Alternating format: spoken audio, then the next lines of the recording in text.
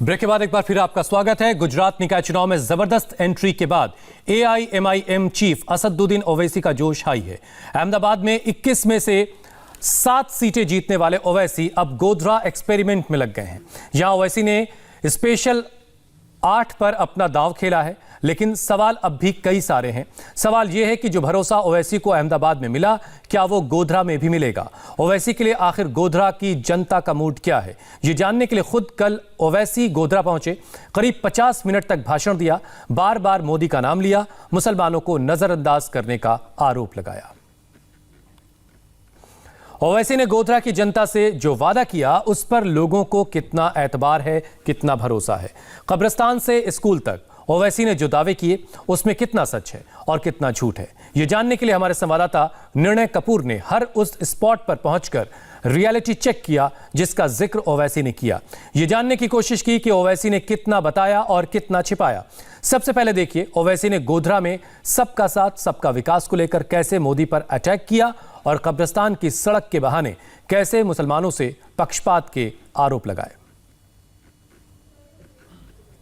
आप जानते हैं कि गोधरा में खास तौर से मुस्लिम अक़लियत वाले बस्तियों में काम नहीं करवाया गया। एक रेल की पटरी की लाइन है, रेल की पटरी की इस तरफ सबका साथ सबका विकास दिखता है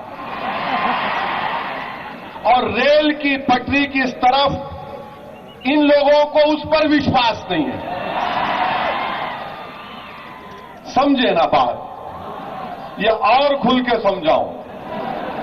इधर सबका साथ सबका विकास, जहां पर टोपी और बुर्का नजर आए वहां पर कोई विकास नहीं।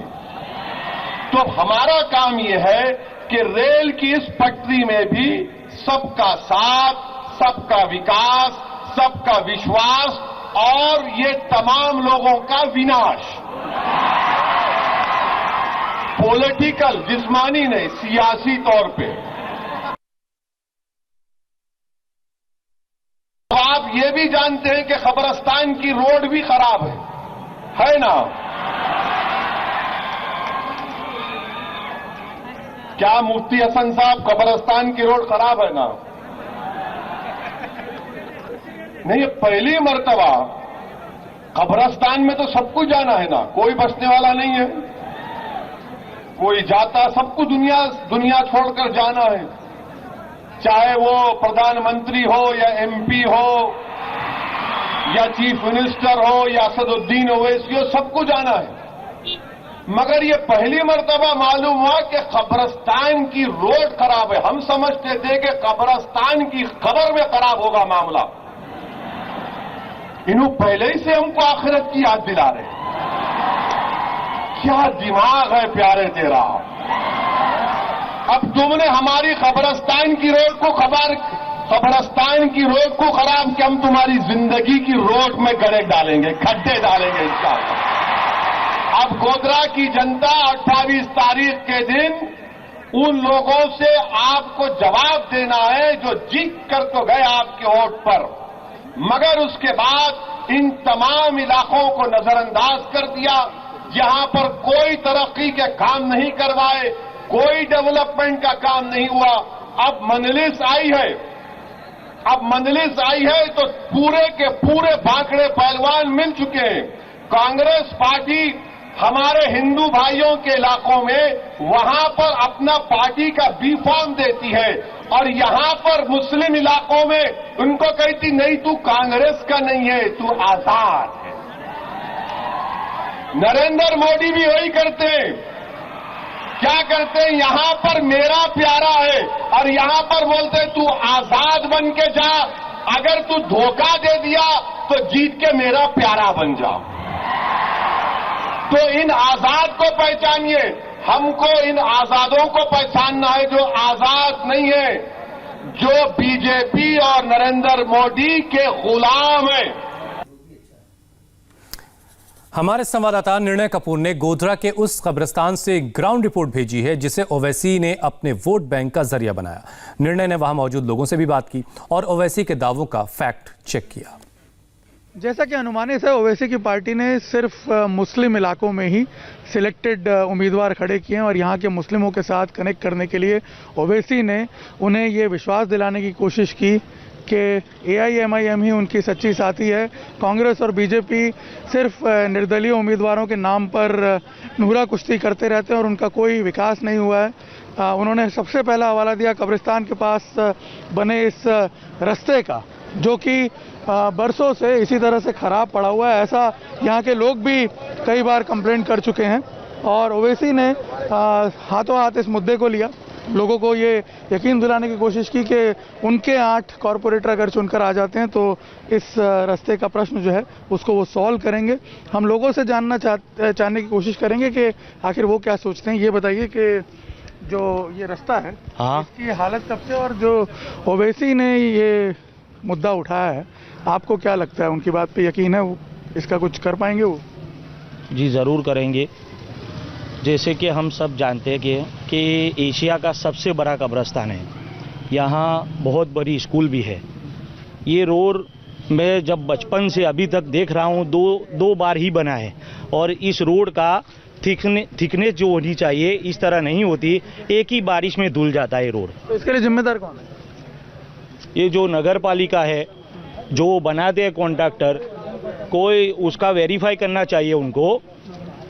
उसकी जो होती है वो क्या बोलते हैं उसे, मटेरियल हल्का यूज़ करते हैं लोग, और इसके जिम्मेदार इन्वेस्टिगेशन ऑफिसर है। आपको क्यों लगता है कि ओवैसी जो इस मुद्दे को उठाया है, उनकी बात में कोई सच्चाई है? क्या लगता है आपको? 100% सच्चाई है, क्योंकि इधर के जो भी काउंसलर हैं वो जीत के जाते हैं तो खाली दिखाव करने के लिए खाली खड़े हो जाते हैं और वो लोग कूद जाते हैं पार्टी के अंदर, दूसरों की पार्टी के अंदर पैसों की वजह से।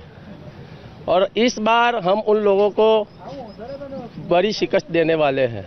ओवैसी जब कहते हैं कि शहर का विकास जो है वो 2 भाग में बट गया है, हाँ, रेल लाइन के उस तरफ ज्यादा विकास है, इधर नहीं। पूर्व और पश्चिम में विकास बढ़ गया है। वो इस हिसाब से है कि जिन काउंसलर को हम चुन के भेजते हैं वो जाके बिक जाते हैं। उनको विपक्ष में बैठना चाहिए, ना उनका होना चाहिए ना हमारा होना चाहिए, लेकिन ये लोग जाके बिक जाते हैं। वो लोग बिक जाते हैं 2 लाख 4 लाख 5 लाख में। हम इस बार ऐसे काउंसलरों को चुन के भेजेंगे, ना उनका ना हमारा। और हम तो ये कहना चाहते हैं कि काउंसलर कौन होंगे? हाँ, वो प्रजा तय करेगी, वो पब्लिक तय करेगी कि इस बार किसको भेजना है। ओवैसी कल जब आए तो आपको क्या लगता है, उनकी बात में ट्रस्ट करने जैसा? जनमेदनी से तो आप भी समझ सकते हो कि उनका कितना उत्साह है पब्लिक के अंदर। जनमेदनी तो आपने भी देखी है और पब्लिक ने भी देखी है। अब देखते हैं क्या होता है। जीतेंगे तो 100% वो जीतेंगे। लगता है कोई इन्फ्लुएंस कर पाएंगे? सिर्फ 8 कॉर्पोरेटर हैं उनके। 8 कॉर्पोरेटर है तो क्या हुआ? 8 कॉर्पोरेटर कुछ नहीं कर सकेंगे तो रोक तो सकेंगे। ये तो हमारे तो जो भेज के यहाँ से अपक्ष वालों को भेज के भेजते हैं वहाँ, तो बोर्ड में विपक्ष में भी नहीं बैठते। ओवैसी के आने से कुछ उम्मीद जगी है? इंशाअल्लाह हमको लगता है कि इंशाअल्लाह उम्मीद, रोड बनेगा, काम होगा, पूरे गोदरे का काम होगा। ये अकेला, इधर का अकेला नहीं, पूरे गोदरे का काम होगा इंशाल्लाह, हमें विश्वास है। तो ये आप देख सकते हैं यहाँ जो गोधरा के लोग हैं, उन्हें ये लगता है कि जिस तरह से अब तक चलता रहा गोधरा में, जिस तरह से अब तक कॉरपोरेटर्स जो हैं वो चुन के आते रहे और सिर्फ एक तरह से इन्हें लगता है कि निर्दलीय उम्मीदवार का उन्होंने सिर्फ एक चोगा पहन रखा था, बाकी आपस में मिली भगत उनकी चलती रही और इस वजह से इस इलाके का विकास नहीं हुआ, इस सड़क का विकास नहीं हुआ। तो कहीं ना कहीं ओवैसी ने यहाँ आकर के लोगों के साथ एक कॉर्ड स्ट्राइक करने की कोशिश की है। लोकल जो मुद्दे हैं उसको भी साथ साथ उठाया, अपनी पॉपुलैरिटी के साथ उसे मर्ज करके यहाँ के लोगों को कन्विंस करने की कोशिश की है। ओवैसी ने अपने बयान में एक स्कूल का भी जिक्र किया और अस्पताल के नाम पर मिले फंड का भी। ओवैसी ने दावा किया कि स्कूलों में लड़कियों को उर्दू शिक्षा न मिलने की वजह से अपनी पढ़ाई को वो छोड़ रही हैं। इसके लिए भी ओवैसी पर नरेंद्र मोदी का नाम लेकर डायरेक्ट अटैक किया। शहर के मगरबी इलाका और मशरकी इलाके में शहर में 20 से ज्यादा सेकेंडरी स्कूल हैं, जिसमें से 3 सिर्फ मुस्लिम अक़लियत इलाकों में है। गोधरा शहर में 7 और पंचमहल जिले में कुल 10 उर्दू प्राइमरी स्कूल, लेकिन एक भी सेकेंडरी स्कूल नहीं, 8वीं जमात पास करने के बाद जो मुस्लिम लड़कियां उर्दू पढ़ती हैं, स्कूल छोड़ देती हैं और इनका ड्रॉप आउट रेट 80% से ज्यादा है। तो ये क्या है? नो सबका साथ, नो सबका विश्वास, नो सबका विकास। और फिर मोदी जी क्या बोलते? बेटी बचाओ देश बचाओ। बोलते नहीं बोलते? भाइयों बहनों, देश बचाओ, बेटी बचाओ। ये कैसा बचाएंगे बेटी को? अगर आप गोधरा शहर में उर्दू के लिए 8th क्लास के बाद मिस्टर मोदी कोई स्कूल ही नहीं है, बेटी कैसा बचेगी? बेटी पढ़ेगी ना, बेटी काबिल बनेगी, बेटी डॉक्टर बने, बेटी कलेक्टर बने, बेटी इंजीनियर बने, बेटी साइंटिस्ट बने, तो ही तो कुछ देश का कुछ होगा। मगर यहां पर ऐसा है कि आंख की कमजोरी इतनी है कि एक ही इलाका नजर आता, दूसरा देखता ही नहीं है। 2017 में नगर पालिका बजट में अस्पताल शुरू करने के लिए 65 लाख की ग्रांट मंजूर हुई, एक भी पैसा खर्चा नहीं हुआ। तो मोदी जी से पूछेंगे तो मोदी जी बोलेंगे, भाइयों बहनों, 15 लाख आपको देने का वादा किया था, तुम कहां 65 लाख की बात कर रहे हो? ओवैसी ने आरोप लगाया कि अस्पताल के लिए 65 लाख का जो फंड मिला उसे दबा दिया गया और जनता को सुविधाओं से महरूम रखा गया। लेकिन सच क्या है? इंडिया टीवी संवाददाता निर्णय कपूर ने इसका भी फैक्ट चेक किया। ओवैसी ने अपने भाषण में जिस 65 लाख के ग्रांट के गबन होने का जिक्र किया था कि 2017 में अस्पताल के लिए ये ग्रांट अलॉट की गई थी और वो कहाँ गायब हो गई, इसके बारे में किसी को पता नहीं है। ये जानने के लिए हमने कोशिश की गोधरा के अलग अलग ये जो PHCs हैं उनमें जाकर के देखने की कि आखिर हकीकत क्या है इस पूरे मामले की। गोधरा में हालांकि एक सिविल अस्पताल भी है, इसके अलावा 3 PHC हैं, प्राइमरी हेल्थ सेंटर, जो कि जो है ट्रस्ट के बिल्डिंग्स में चल रहे हैं। इन्हीं को अपग्रेड करने की बात थी, एक कम्युनिटी हॉस्पिटल बनाने की बात थी। आखिर लोग इसके बारे में क्या सोचते हैं, हम पता करने की कोशिश करते हैं।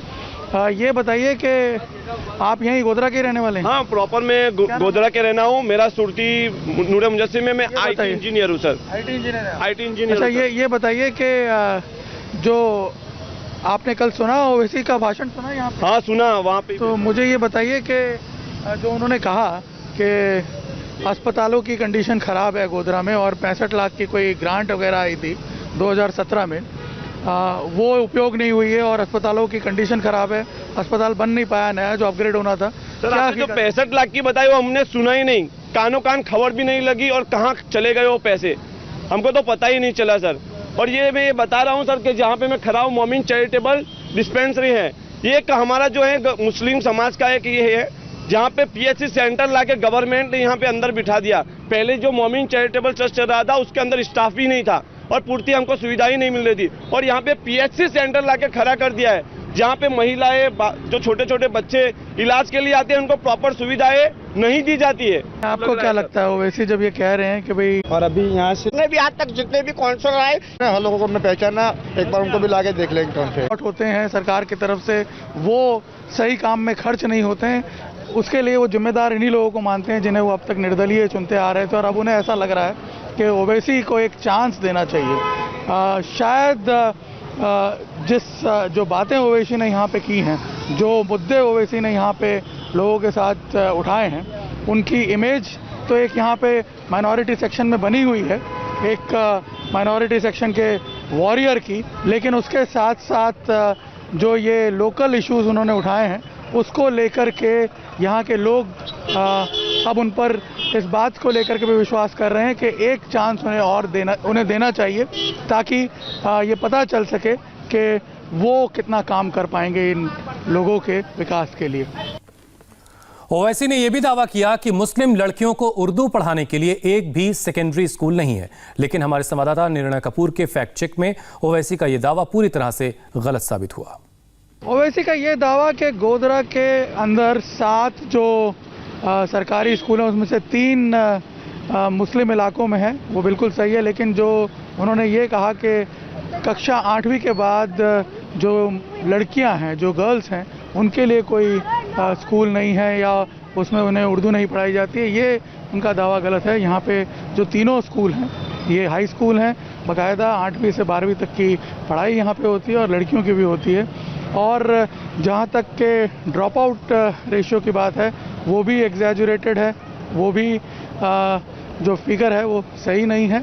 और अगर कुछ ड्रॉप आउट है भी तो वो अपने सामाजिक कारणों की वजह से हो सकता है, स्कूलों के अभाव की वजह से नहीं है। ये यहाँ पे जो तीनों मुस्लिम स्कूल्स हैं, उसमें जब हमने खुद जा कर के देखा, बाकायदा हाई स्कूल तक की पढ़ाई लड़कियों के लिए भी उपलब्ध है।